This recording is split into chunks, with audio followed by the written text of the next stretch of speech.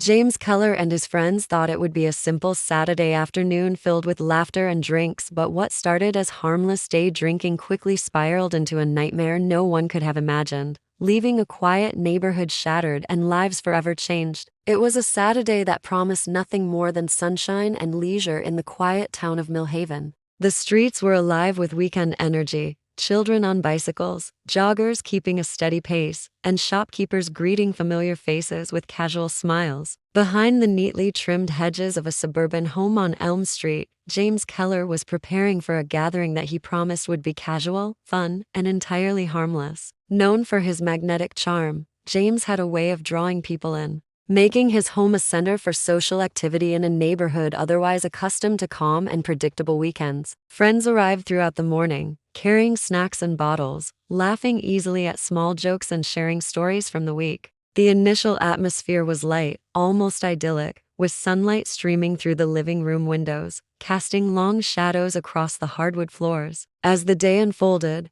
the group settled into a pattern, a drink here, a toast there, and conversations that flowed effortlessly. The hours seemed to stretch lazily, giving the impression that nothing could disturb the fragile bubble of normalcy. Yet, subtle signs hinted at the tension building beneath the surface. James, who had always enjoyed a drink, began to consume more than usual. His movements grew slightly exaggerated, and his laughter, once warm, carried a sharp edge. Friends who had known him for years exchanged glances, noticing the way his eyes darted around the room and the increasingly abrupt tone in which he spoke. It was not yet alarming, but there was a faint unease that whispered through the gathering. By early afternoon, the atmosphere had shifted. What had started as casual camaraderie began to strain under the weight of too many drinks and too much pent-up energy. A spilled glass of wine went unnoticed at first, but it soon became a flashpoint for irritation. James moved from room to room, knocking over furniture accidentally or perhaps not leaving a trail of disorder that went unnoticed amid the chatter and music. The friends who remained tried to keep the mood light, but the laughter now sounded forced. Outside, the neighborhood continued its sunny routines, oblivious to the escalating tension inside the house. A simple day of relaxation, meant to be carefree and enjoyable, was quietly slipping into disorder. Unseen and unspoken, the first cracks in the day's veneer of fun were forming. The mix of alcohol, past grievances, and subtle provocations created an invisible pressure, waiting for a spark to ignite. In the midst of this ordinary Saturday, a chain of events was already beginning, one that would turn a sunny afternoon into a chaotic and unforgettable nightmare. The charm, laughter, and warmth of the gathering masked the danger growing in the corners of the room, setting the stage for a day that would spiral far beyond anyone's expectations. As the afternoon wore on, the atmosphere inside James Keller's house shifted in ways that only those closest to him could sense. What had begun as casual drinking and laughter slowly transformed into a simmering tension that no one could quite name. James, fueled by alcohol and an unspoken frustration he had carried for weeks, became increasingly unpredictable. He wandered from room to room, occasionally gesturing sharply at objects or muttering to himself in a tone that suggested annoyance or even anger. Friends attempted to keep the mood light, offering jokes and playful nudges, but the easy camaraderie of the morning had begun to unravel. The laughter was now punctuated with sighs, awkward glances, and the occasional sharp retort that made the room feel smaller, tighter, more oppressive. The first signs of trouble appeared in small, almost unnoticeable ways. A chair knocked over by an unsteady hand, a glass left precariously on a counter, a bottle tipped just slightly too far. Each incident was minor, easily explained away, but they began to accumulate like cracks in glass, a warning that something more serious was brewing. James seemed to feed off the rising tension, pacing quickly through hallways, occasionally slamming doors, leaving the sound ringing through the house. The friends who had once admired his energy now felt unease growing in the pit of their stomachs, though no one dared confront him directly. Meanwhile, hidden from everyone, James had stashed knives in his bedroom. He insisted it was for protection, though there was no immediate threat, and no one questioned it at the time. It was a precaution born of paranoia, or perhaps a premonition of the chaos to come. The presence of these weapons was invisible, yet ominous, an unspoken danger lurking behind closed doors. The room that had once felt like a safe space was now charged with uncertainty. Outside, Millhaven continued its ordinary rhythm, the sun casting long shadows over the quiet streets, completely unaware of the mounting danger inside the house. The ordinary hum of the neighborhood children playing, cars passing, neighbors tending gardens stood in stark contrast to the growing unrest within. Inside, every gesture, every stumble, every loud laugh carried the potential to ignite something far more serious. The friends tried to maintain normalcy, but the unspoken tension hung thick, palpable, and inescapable. What had started as a harmless day of drinking was now on the verge of slipping entirely out of control.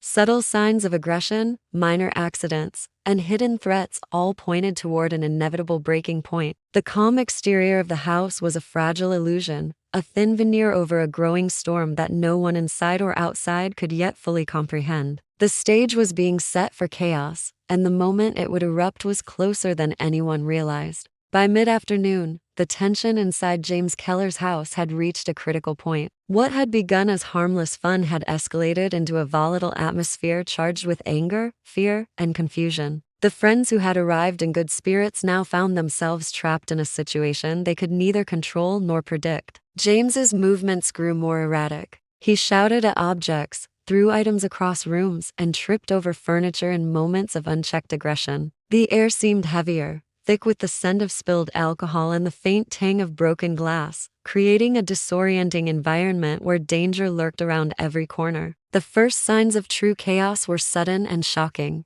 A bottle smashed against the floor, cutting deeply into a hand as someone reached to intervene. Shouts and panicked footsteps echoed through the house as furniture was overturned, mirrors cracked, and the walls bore witness to the escalating conflict. Friends tried to restrain James, but his strength, fueled by alcohol and rage, was overwhelming. In a matter of minutes, the living room transformed from a bright, sunlit space into a battlefield, strewn with debris and marked by the evidence of uncontrolled violence. Panic spread quickly. Some ran for the doors, desperately seeking escape, while others froze, unsure how to respond to the relentless energy that seemed to consume the house.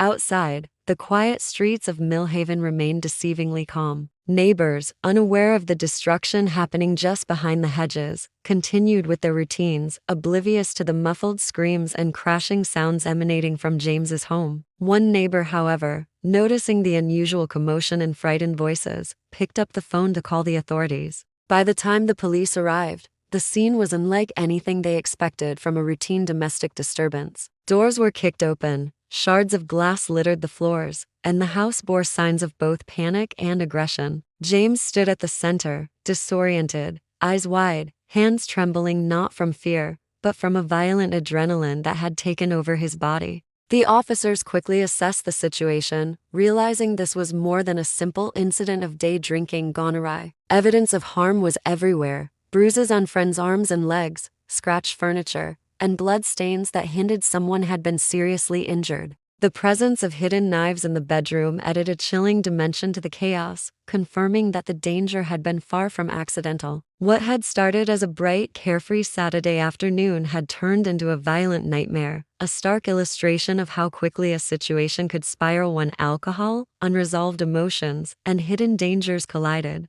By the time the chaos subsided, lives were shaken, and the neighborhood would never look at a sunny Saturday the same way again. In the days following the chaos at James Keller's house, Millhaven was left grappling with shock and disbelief. The neighbors who had once seen James as a charismatic and charming figure now struggled to reconcile that image with the destruction and fear he had unleashed. Police investigations began in earnest, peeling back layers of the seemingly ordinary man to reveal a much darker reality. What had been dismissed by friends and neighbors as a one-time outburst now appeared to be the culmination of months, if not years, of hidden instability.